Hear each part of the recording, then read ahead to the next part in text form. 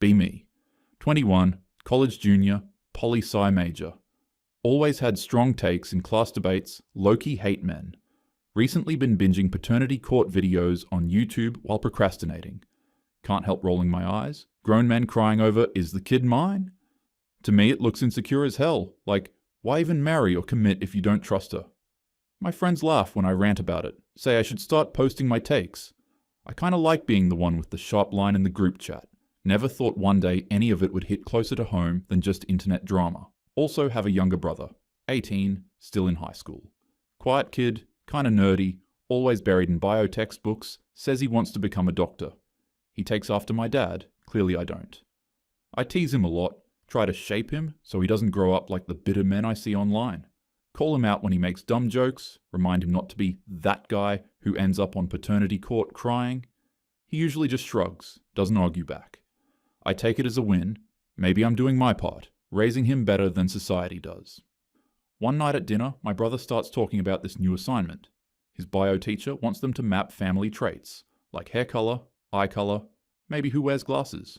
Says it's to show how stuff gets passed down, genes in real life, instead of just the textbook chart. Extra credit if you use real data, even better if you can test a parent too. Mom frowns. Where are you even supposed to buy something like that? Sounds unnecessary for a school project, he shrugs and says. I could just order one of those DNA kits online. My teacher said they're cheap if you catch a sale. Pulls out his phone mid-bite, already searching. 2-day shipping. If I get it now, results will be back before the project's due. Mom's fork freezes midair before she sets it down a little too carefully. Oh, she says, way too light. Do you really need that for some homework? Dad leans in though, looking almost interested for once. Actually, that's not a bad idea. Those kits aren't just about ancestry. They check markers you can map out in class.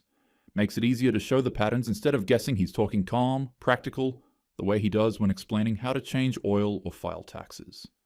Adds, your teacher probably wants you to see how science works with real data, not just textbook examples. Brother grins, clearly sold. So we all just spit in a tube, right? Dad nods, takes a sip of water. Yeah, simple enough. Send it in, results come back in a couple weeks. If it helps you learn, I'm game. Mom forces a smile, but it doesn't reach her eyes. Do they really need the whole family though? She asks it too quickly, like she's trying to steer the conversation away from herself. Bro just laughs. Extra credit if I include a parent. If we all do it, that's like double bonus points, right? Dad chuckles, claps him on the shoulder. Then let's do it. Might as well make it thorough. Mom tucks a strand of hair behind her ear, voice a touch tight. Well, if it's for school?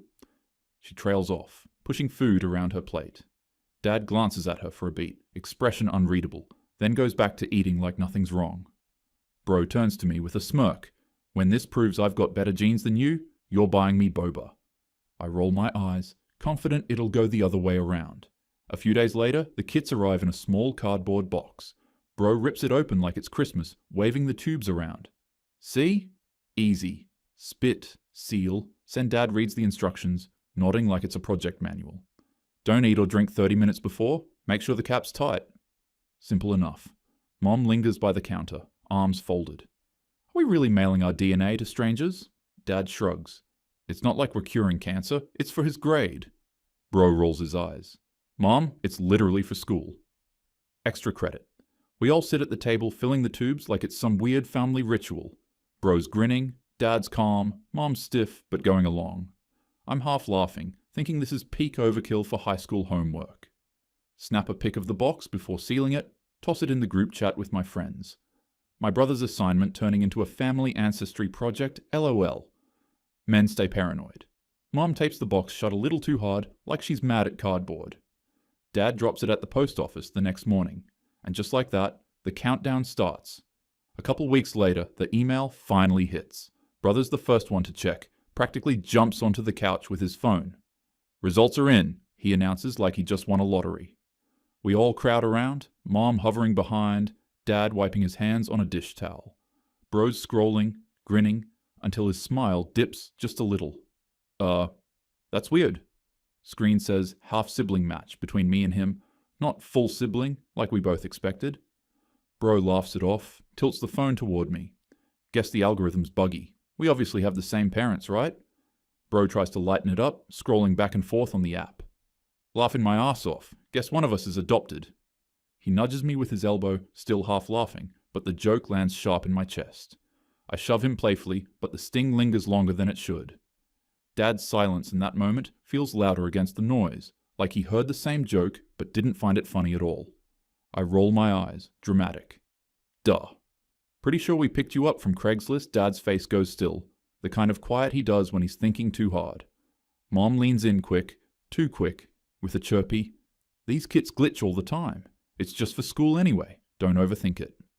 Bro shrugs, already moving on, but I notice Dad staring at the screen a second longer, like something in him just shifted. Still, I couldn't resist screenshotting the screen and tossing it in the group chat with my friends. Caption, "Laughing my ass off DNA kits, glitching. Apparently, me and my bro, only half-related men, stay paranoid for no reason. Usually they'd drop laughing emojis or hype me up, but this time, the thread goes quiet. Finally, one girl replies, that's not really how those tests usually mess up." Another just sends a single, "Not sure why they aren't laughing too?" Next day, bro takes the printouts to school. Bio teacher is hyped, saying not many students go the real data route. They look over the slides together, teacher squints at one. Looks like one parent's DNA didn't match the expected inheritance pattern. Might want to double check that data, writes it in the margin of his notes. That night at dinner, he repeats it casual as hell. "Mr. Ramirez said one parent's markers didn't line up. Probably just the kit, though." The words drop like a rock in the middle of the table. Mom's smile freezes. Her wine glass clinks too hard when she sets it down. Dad puts his fork down slow, jaw tight. He doesn't say a word, just keeps chewing like the taste turns sour. I laugh, trying to break the tension. "Seriously? Y'all stressing over a homework gimmick?" Relax. No one joins in. A few days later, Dad's in the garage talking to his buddy Mike. They're leaning on the workbench, voices low. I'm grabbing laundry from the dryer when I catch it. Mike. "So the kid flagged half-sibling, huh? Man, you sure that kid's yours?" And my chest spikes hot. Like, how dare he even suggest that? I slam the dryer door shut harder than I meant to and march out. "Seriously? You're gonna sit here gossiping about my family like it's some TV rerun? Pathetic." Mike then says, "Hey, I'm not trying to start drama. But if the numbers don't line up, you can't just laugh it off." I snap back, it was a glitch. School project data, that's all. Not everything has to turn into a soap opera. Dad doesn't jump in to defend me, or himself. Mike shakes his head, voice softer now, but sharper too. "I've seen guys ignore stuff like this before. It eats you alive if you don't check. Trust me, man. Better to know than to wonder every damn day." I cut him off, heat rising in my throat. "You're acting like you're on Maury, waiting for some big reveal. This is real life. Not a circus." My eyes flick to Dad, waiting for him to agree with me, to tell Mike to shut up. Instead, Dad finally speaks. "Sometimes you need proof to know what's real." That line rattles me harder than Mike's needling because Dad doesn't sound angry or defensive, but hollow, like the doubt already carved a space inside him. I fold my arms tight, trying to cover the sting with arrogance. "So that's it? One glitch on an app and you're both ready to rewrite 20 years of family?" Mike meets my glare, steady. "Not rewrite, just confirm. If there's nothing to hide, then proof only gives peace." Dad doesn't add anything else. He just turns back to his tools, the clink of a wrench against metal closing the conversation, and somehow that silence weighs heavier than if he'd shouted. The following week, Dad takes a day off work, says he has an appointment, but doesn't explain. Later that week, I'm hanging his jacket up and feel something stiff in the inner pocket. Pull it out. A long envelope, corners bent like it had been jammed in too quick. Across the front, "Confidential, Paternity Testing Services," stamped in red. The flap's already broken, but inside the papers are folded crisp, official seal pressed at the top. My stomach flips when I notice his signature scrawled at the bottom of the consent form. He didn't just think about it, he already went through with it.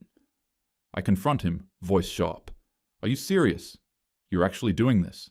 He meets my eyes, calm in a way that makes me more unsettled. I'd rather know the truth than pretend. If there's nothing to hide, the results won't hurt anyone. I roll my eyes, mutter "insecure" under my breath, but deep down, the word doesn't land as confidently as it used to. For the first time, a flicker of doubt gnaws at me. What if the test doesn't clear things up? What if it proves the dudes on YouTube I laughed at weren't paranoid? Just right? Impossible. Next day, brother asks me to follow him to get boba, pays for mine even though I think my genes are worse than his, and suddenly for a while, this DNA test nonsense was off my mind. Until a couple days after the boba night, house feels too quiet. Dad's been moving slower, not angry, not even distant, just heavy. Like every sound has to push through molasses before it gets out of him. He barely touches his dinner, says he's tired, goes to bed early. Bro shrugs it off. Mom keeps up her smile, but I feel it pressing against my chest anyway. Next evening, I come home late from the library. Lights are off except for the thin crack under the garage door. Think he's just tinkering again, but something about the silence feels wrong. Open it slow. Smell of oil, faint hum of the old radio turned low. Dad's sitting on the workbench, shoulders hunched, envelope in one hand, beer in the other. Eyes red, not full on crying, but like he fought it back until it burned him dry. He notices me, wipes his face quick with the back of his hand, tries to straighten up. Hey kiddo. Long night? My stomach knots. I already know what's in that envelope, even before I see the red stamp on the front. I ask anyway, voice sharper than I mean. Is that the test? He doesn't answer, just taps the envelope against his knee. The flap, already torn, finally pushes it across the bench toward me without looking up. Hesitate, then flip it open. Lines and numbers blur together, but one phrase slaps me in the face. Paternity probability, 0.0%. The air drops out of me. I laugh. A stupid reflex, shaky and too loud in the quiet garage. These things, they mess up all the time, right? It's like those cheap ancestry kits. They glitch. Dad cuts me off, voice flat, steady. This wasn't a kit. This was the lab downtown. Chain of custody, certified. No glitch. The laugh dies in my throat. I search his face, hoping for anger, maybe even sarcasm, anything to hold on to, but he just looks tired, like he's been awake for years. Then he says something that makes my chest cave in. Last time I caught your mom with one of her old friends, it was at that motel off 9th Street. She said it wasn't what it looked like, cried so hard, swore on her mother's grave. I wanted to believe her. I did believe her. I guess I needed to. I freeze, the pieces colliding in my head. The friend he's talking about, someone I've known my whole life, someone who came to birthdays, barbecues. Feel bile climb my throat, stammer. You never said anything? He shakes his head, eyes fixed on the dent in the bench again. What was I going to do?